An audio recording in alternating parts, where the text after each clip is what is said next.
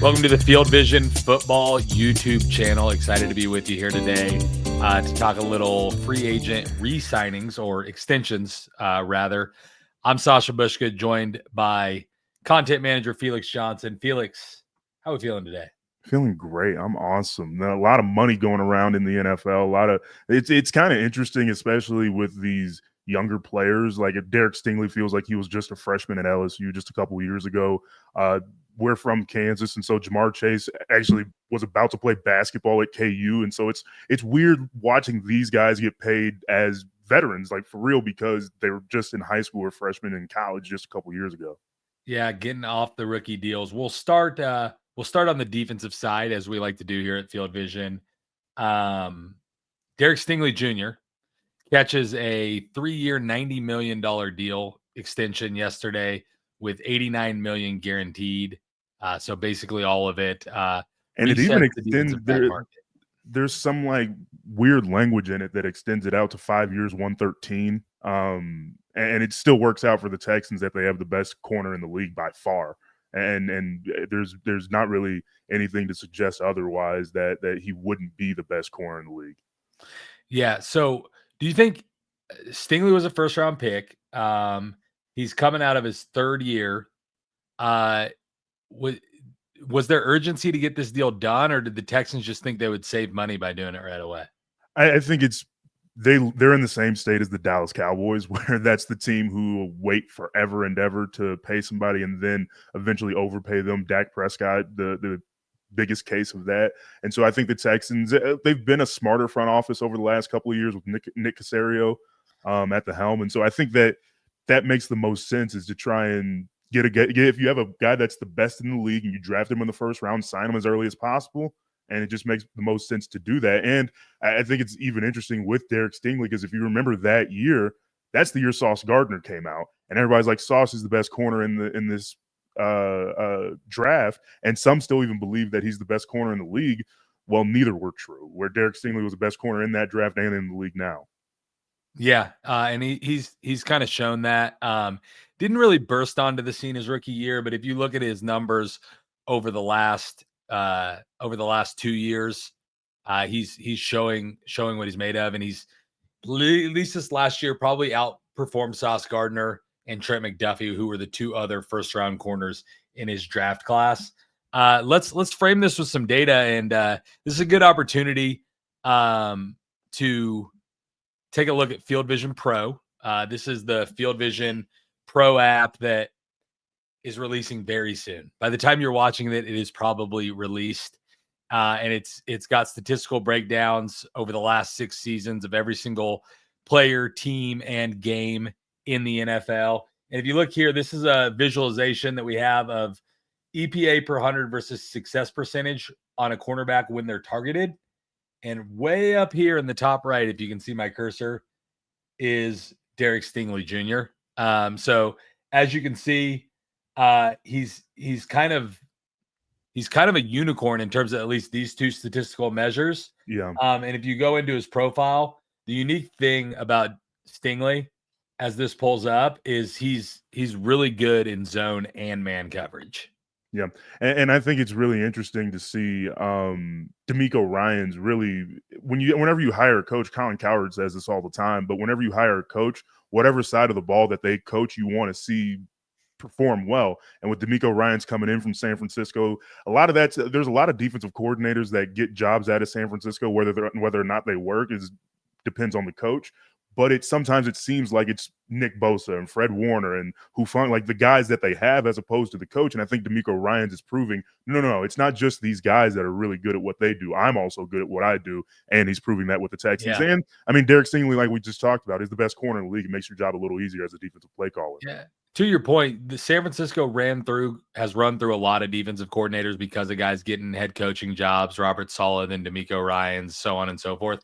But really, since Ryans left, the defense has taken a little bit of a step back, and they had any of their previous transitions. You're right about that. Yeah, they fired Steve Wilkes and Nick Sorensen this past year. So it's kind of a weird deal where Robert Saleh, D'Amico Ryans get head coaching jobs, and then the two guys that follow them get fired after just 1 year of calling a defense. So yeah, And as you can see with Stingley, as I mentioned, if you look here with our proprietary Havoc ratings, he was the second-ranked cornerback in all of football last year.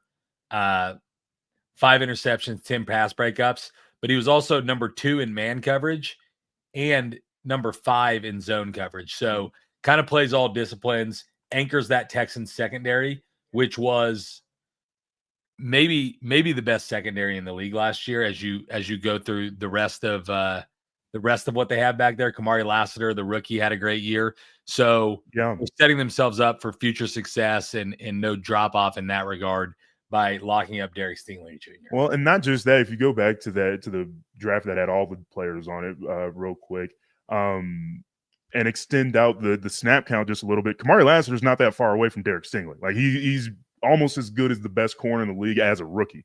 And so that's what's really interesting for the Texans, where they're not just focusing. They don't just have one shutdown guy in Darrelle Revis, and you can kind of take apart the rest of their defense and the secondary, or with the other corner or the safeties, or their run game is even good. Will Anderson is a good pass rusher, and young too. So I think that it's really interesting to see as much defensive talent is coming together for the Texans, or just talent in general that's coming together for the Texans. But D'Amico Ryans is obviously being the primary manager of it all. Yeah, as you can see with Lassiter, obviously operating the other side of the field as Derek Stingley Jr.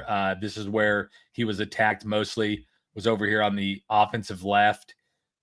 He was the number 7 overall cornerback, 24 in zone, 55th in man, and 23 in run support. So he was able to help a lot in that area as well. And those were really the two stalwarts in terms of cornerbacks for the Texans. You have to go way down on the snap count filters to get anyone else to show up. But we can take a look at the Texans quarterbacks as a whole. If we go into their team stats, they're up by the Vikings. Which is you just had it. Oh yeah, there you are. Pretty good. You can see their secondary or their personnel. If we switch over to defense, they're the 3rd ranked defense in the league based on Havoc ratings. First at corner, 99.9, which, just so you know, means it's the best unit in our data set in the 6 years that we have data for. And then if you drill down into those cornerbacks, they're playing nickel a high percentage of the time. So they've got 3 defensive back or an extra defensive back on the field most of the time. But because of their front 7, which the D ends were 7th and the D tackles didn't do as well, but because of the D ends in run support, they're able to play that nickel quite a bit of percentage of the time. Well, what's interesting is not a lot of defensive tackles have great Havoc ratings. To me, I probably chalk that up to a lot of double teams and triple teams just being in the interior of the defense. But Houston, like we just talked about it, Houston overall, best corners in the league. Will Anderson is one of the better up-and-coming young pass rushers. Azeez Ojulari, he just signed with the Eagles, if I'm not mistaken. But he was really good for them at linebacker this year too. So the Texans were really good. It was most of their problems were offensive. And that's kind of strange to say when you have a guy like C.J. Stroud supposedly coming up, and then Nico Collins was as good as he was for large sums of the season when he wasn't hurt. But, I mean, there's a reason why Bobby Slowick doesn't have a job in Houston anymore. I hate to do a correction in the potential that I'm wrong, but Al-Aziz or Al-Shair was the Texans linebacker. You're right. You are absolutely right. Came over from New York, I believe. Yeah, he's the Giants guy. He's the Giants guy going to the Eagles. Yeah, but nonetheless, Texans defense been good, looking good into the future. And they have that second cornerback in Lassiter, who will be on his rookie deal for a while now. So it freed up some money for them to spend on the secondary. Felix, overall, was Derek Stingley Jr. worth the money? Yeah. And both of us as Chiefs fans are going to be a little bit worried when it comes to Trent McDuffie's deal because they pay everybody. But for good reason, Derek Stingley is the highest paid defensive back corner in the league.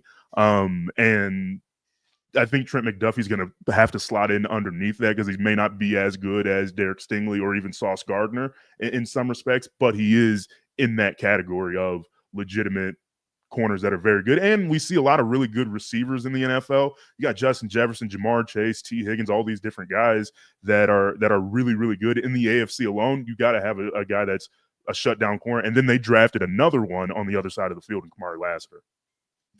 Love to see it. Texans hit lightning in a bottle CJ Stroud's rookie year. Offense regressed a little last year. If they can bring that back up to speed, they'll be a force to be reckoned with next season. This is the Field Vision Football YouTube channel. Check us out later in the week. We'll have Max Toscano on for our official pod. Check back here for more content as the weeks progress. Thanks for listening.